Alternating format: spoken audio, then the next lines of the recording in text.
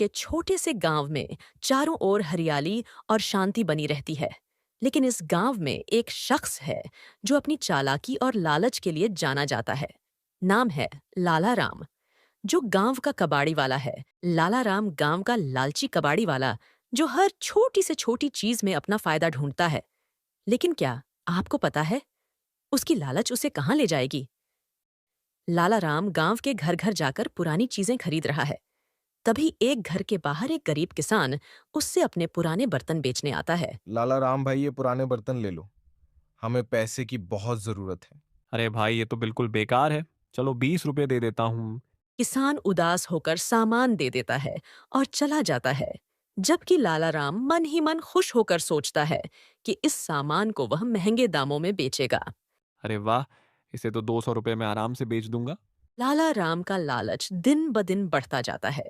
वह गांव के हर घर से सस्ते में सामान इकट्ठा करता है और शहर में ऊंचे दामों पर बेचता है। धीरे धीरे वह गांव में बदनाम होना लगता है, लेकिन लोग मजबूरी में उसे सामान बेचते हैं। लाला राम बहुत धोखेबाज है। उसने मेरा सारा सामान सस्ते में खरीद लिया और शहर में जाकर महंगे में बेच दिया। लेकिन क्या करें, यहाँ दूसरा कबाड़ी वाला नहीं। एक दिन लाला राम को एक बड़ा और अनमोल सा दिखने वाला फर्नीचर मिलता है। वह इसे किसी गांव के बूढ़े आदमी से सस्ते में खरीद लेता है, सोचते हुए कि इसे बेचकर वह अमीर बन जाएगा। अब तो मेरा समय आ गया है, फर्नीचर मुझे बहुत पैसा देगा। लाला राम उस फर्नीचर को लेकर शहर के बड़े व्यापारी के पास जाता है। वहां व्यापारी उसे देखकर बड़ा सौदा करने की बात करता है। ये बहुत कीमती लगता है। इसे सही कीमत पर बेचने के लिए हमें एक विशेषज्ञ की राय लेनी होगी। लाला राम बहुत खुश की। अब वह बहुत सारा पैसा कमाने वाला है। लेकिन जैसे ही विशेष सज्ज आता है और उस फर्नीचर की जांच करता है, एक चौंकाने वाला खुलासा होता है। ये तो नकली है, इसका कोई मूल नहीं है। लाला राम का चेहरा उतर जाता है। उसकी आंखों में भय और निराशा छा जाती है। नकली ये कैसे हो सकता है?